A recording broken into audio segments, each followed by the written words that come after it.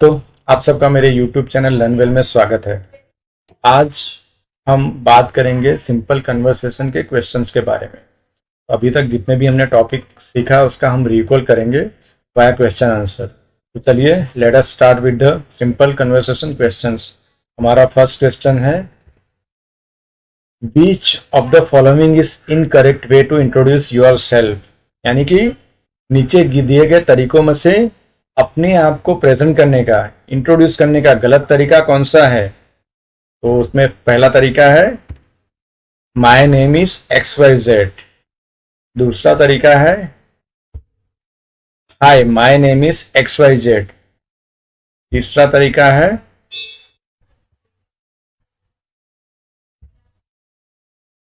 Hello myself X Y Z. चौथा तरीका है I am X Y Z.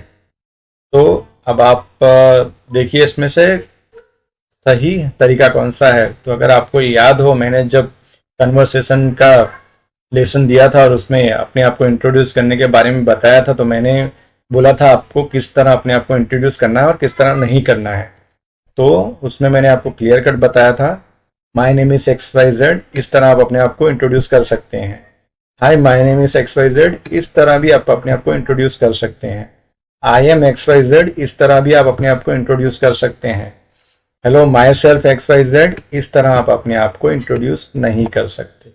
तो ये गलत तरीका है। तो इसका आंसर है hello myself X Y Z. ये इस क्वेश्चन का सही जवाब है। चलिए अब हम दूसरे क्वेश्चन पर जाते हैं। और next question is, many people got infected by corona virus, the word many is. Many people got infected by corona virus, the word many is. यानी कि बहुत सारे लोग कोरोना ग्रस्त हुए। तो इसमें मेनी क्या दिखाता है, ये जो सवाल है इसमें मेनी क्या दिखाता है। तो डिस्क्रिप्टिव एडजेक्टिव, डेमोन्स्ट्रेटिव एडजेक्टिव,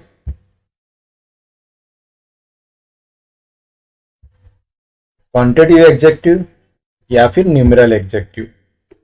तो अब हम बात करते हैं मेनी। अगर आपने मेरा पिछला वीडियो देखा होगा जिसमें मैंने एडजेक्टिव के बारे में बात की थी, तो उसमें मैंने आपको क्लियर दिखाया था, क्लियर कट बोला था, जब मेनी का इस्तेमाल होगा यानी कि जहां भी हम लोग गिन सकते हैं वैसे कुछ वाक्य होंगे, वैसे एडजेक्टिव का इस्तेमाल होगा, हम उसमें उसको उस तरह के एडजेक्टिव को न्यूमेरल एडजेक्टिव बोलते हैं। तो इसका राइट आंसर आएगा न्यूमेरल एडजेक्टिव। आंसर है numeral adjective is the right answer for this question. Let's go to the next question. Our third question is, when do we use full stop? When do we use full stop? यानी कि हम full stop का इस्तेमाल कब करते हैं, यानी पूर्ण विराम। अगर आपको याद हो, सेंटेंस में मैंने फुल स्टॉप पूर्ण विराम का जिक्र किया था। तो अगर आप उसके बारे में ज़्यादा जानकारी चाहते हैं तो एक बार मेरे उस वीडियो पे फिर से एक बार गो थ्रू कर लीजिए, तो आपको फुल स्टॉप, पंक्चुएशन मार्क वगैरह के बारे में ज़्यादा आइडिया आ जाएगा। अब हम इसके ऑप्शन पे जाते हैं। इसका पहला ऑप्शन है at the end of imperative sentence,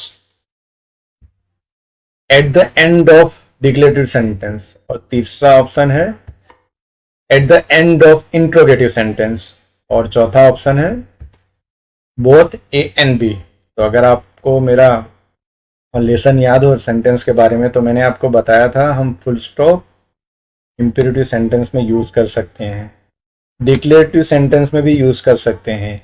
interrogative sentence ये प्रश्नात्मक वाक्य है, तो इसमें हम फुल स्टॉप का इस्तेमाल नहीं कर सकते। तो जो दोनों के आंसर सही है वो बोथ ए एंड बी, यानी कि हम इंपेरेटिव सेंटेंस और डिक्लेरेटिव सेंटेंस दोनों में फुल स्टॉप का इस्तेमाल कर सकते हैं। तो right answer is both A and B. Let's then going to next questions. Our next question is, which of the following is correct? Which of the following is correct? यानी कि नीचे में से क्या सही है। This is great place. These are great place. Those are great place. None of above. अब अगर आपने मेरा दिस दोस्त वाला वीडियो देखा होगा तो आपको आइडिया आ जाएगा इस क्वेश्चन के बारे में। चलिए फिर से हम एक बार रिकॉल करते हैं। यहाँ जो पहला वर्ड है दिस इज ग्रेट प्लेस, यानी ये सिंगुलर है और जिक्र भी सिंगुलर वाक्य का है, तो ये सही है। दिस आर ग्रेट प्लेस, मतलब यहाँ पे प्लूरल की बात हो रही है और जो डिस्क्रिप्शन दिया है वो सिंगुलर दिया है, तो ये गलत है। सेम वे पे तीसरे ऑप्शन में भी दोस्त आर ये प्लूरल है और ग्रेट प्लेस सिंगुलर है, तो ये भी गलत है। तो राइट आंसर है आपका पहला वाला option. Answer this is great place is right answer. Let's going to our next questions. Our next question is, which of the following cannot be used to ask an informative questions? Which of the following cannot be used to ask an informative question? यानी कि नीचे दिए गए में से कौन सी चीज informative सवाल यानी इंफॉर्मेटिव सवाल क्वेश्चन करने के लिए नहीं यूज की जा सकती। तो हम आइए ऑप्शन देख लेते हैं। हमारा पहला ऑप्शन है हाउ, दूसरा ऑप्शन है व्हाट, तीसरा ऑप्शन है एम, चौथा ऑप्शन है वाई। तो अगर आपने मेरा वीडियो देखा होगा WH सीरीज के वर्ड के बारे में, तो मैंने आपको क्लियर बताया था कि हाउ, व्हाट, वाई यानी क्यों, कहाँ, कैसे, कब, ये सब वर्ड जब हम इस्तेमाल करते हैं तो हमारे लिए क्वेश्चन पूछना काफ़ी आसान हो जाता है और उसमें हमको कुछ ना कुछ इन्फॉर्मेशन मिलती है।